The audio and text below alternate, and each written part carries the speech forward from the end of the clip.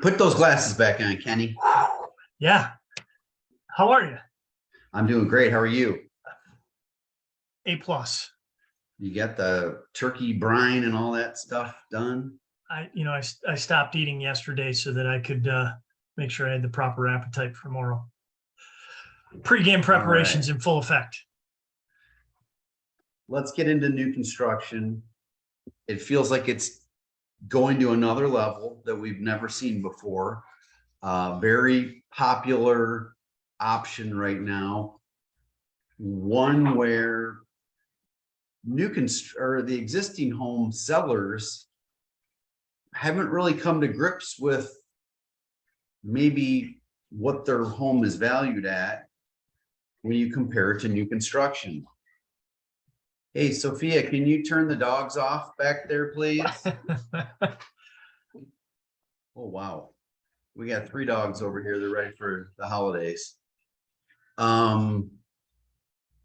We'll dig into some numbers, but when you hear new construction right now here, we're at the end of the year, we got a month left. What are you thinking when you hear that word?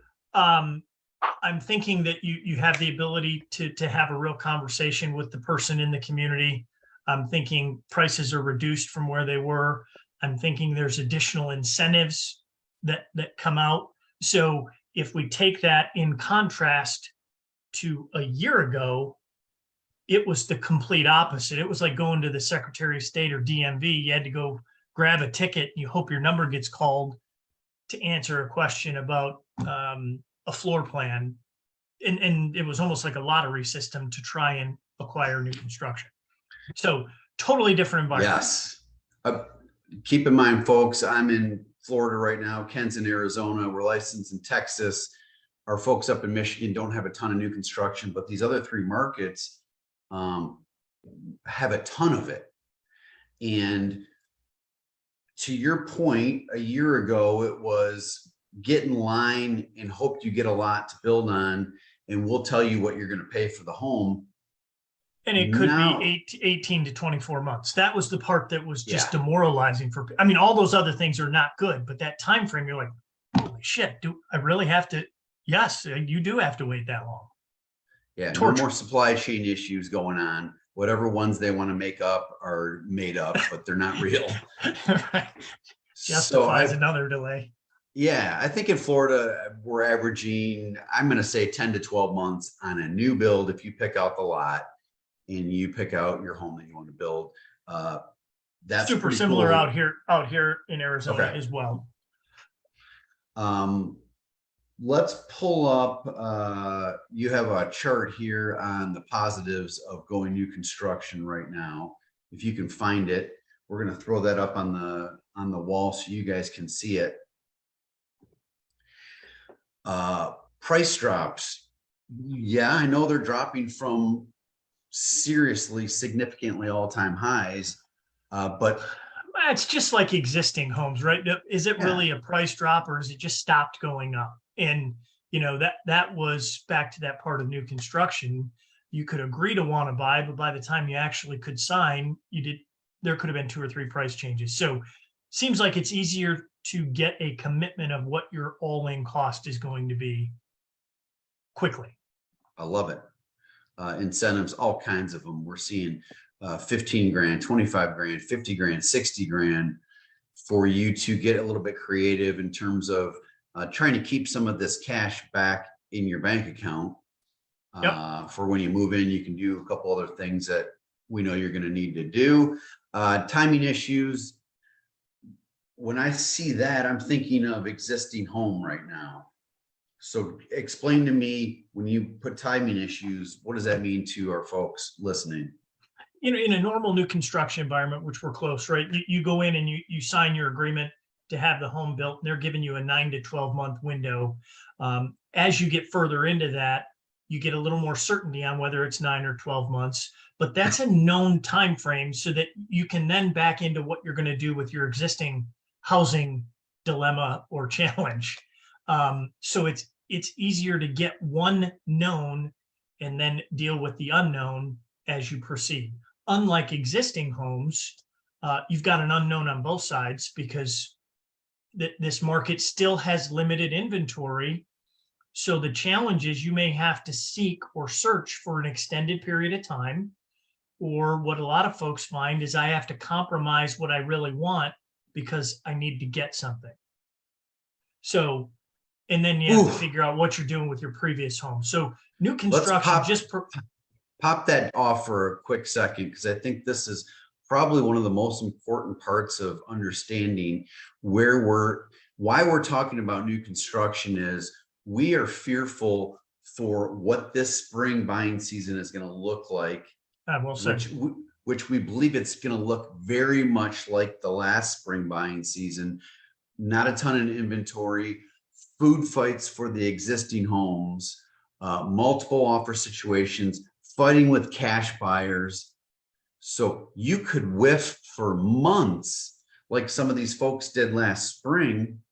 There's still people from 2021 that couldn't buy that need to buy. There's still people from 2022, and everybody in the world is saying, I'm not buying with these interest rates. Well, what's going to make people buy again? Well, when rates improve, then I'll get back in. Well, there's only a shit ton of people that also have that same thought. And That's two S-bombs already. We're only 5 minutes in. You can tell I'm fired up for the holidays. But where's the increased inventory going to come from? We still have that same problem that we've had before. Oh my God, I just had a brain fart.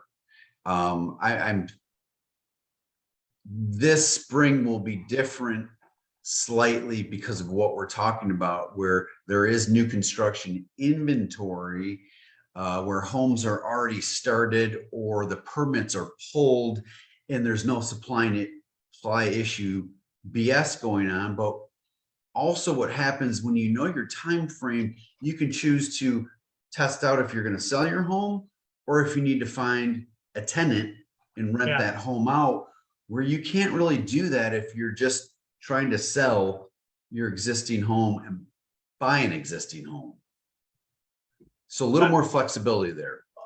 Again, there's one part of the anxiety that's removed. You still have one, but at least you know where you're going and you've got a ballpark idea of the time frame, and you can just figure out the departing residence. Perfect. All right, let's pop that back up if you can find it again.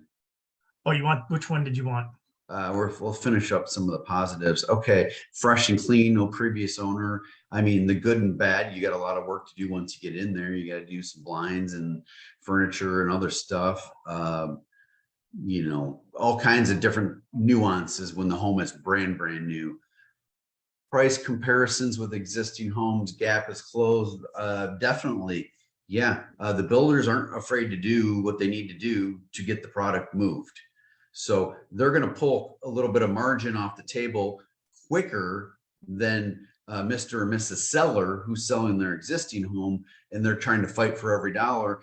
You know, the builder's coming off record profit margins for the last year and a half to 2 years. It's a company transaction, not a household, emotional, substantial financial commitment to an individual. You're spot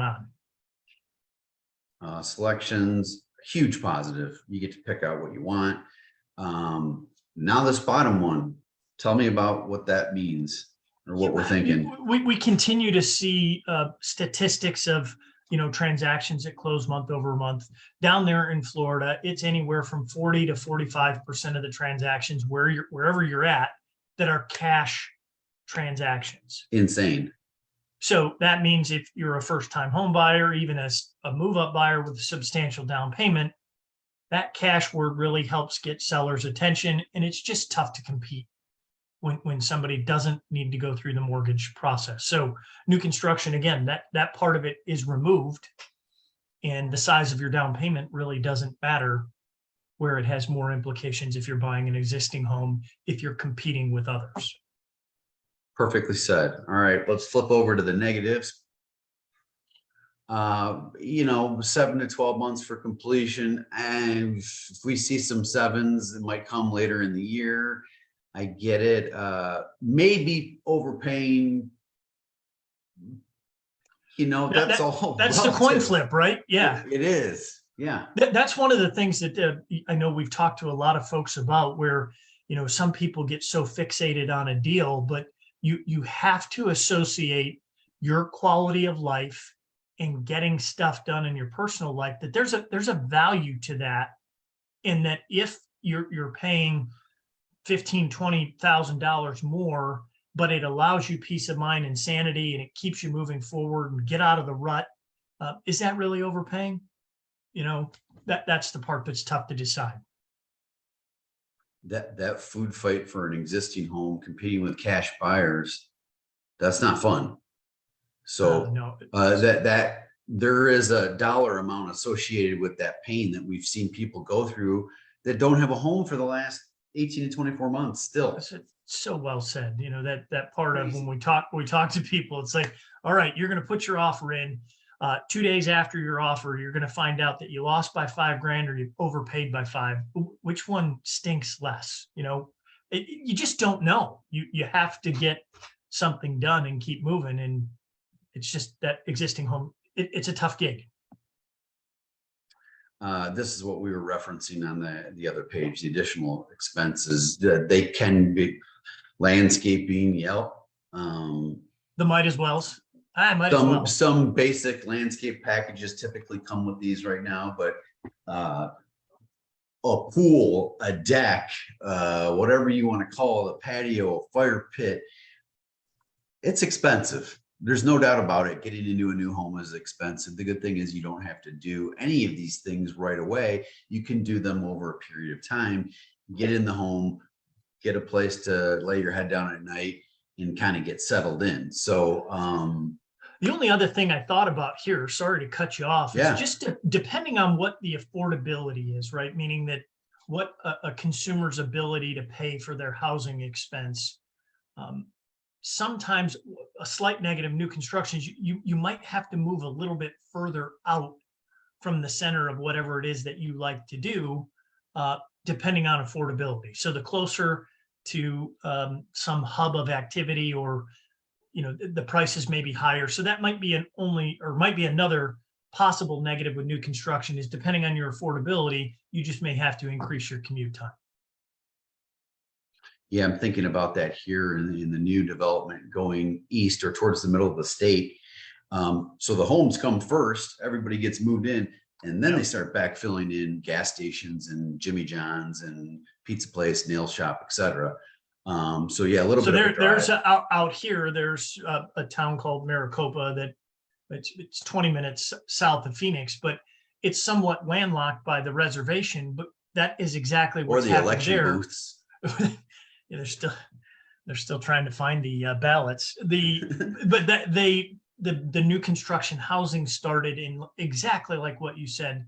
Now the infrastructure, the amenities, the shopping, the Lowe's, the additional consumer friendly necessities are now backfilling in to help mitigate that 20-minute drive to get to what you need to get to. Let's pop this off real quick. I want you to give me a quick timeline. So the new construction lottery system started when? So COVID hit March, April 20, and then was it? It feels like it was early 21. Early 21. So we've been, it was about a year and a half probably, of lottery. Yeah. Okay. This is what's different for everybody out there is you can now tour the model, pick a lot, get into your home. This has not been that way for a year and a half. This is back available. Yes, people have closed on homes in new construction communities over the last 6 to 12 months, where the new homes coming in are coming in a little bit lower priced. Yes, that's happened. We're not going to act like it hasn't happened. It has, but we're seeing more existing homes. They're either selling right away or they're not selling. There's kind of like no in between right now. Again, my dog walking experience in our neighborhood, the perfect example.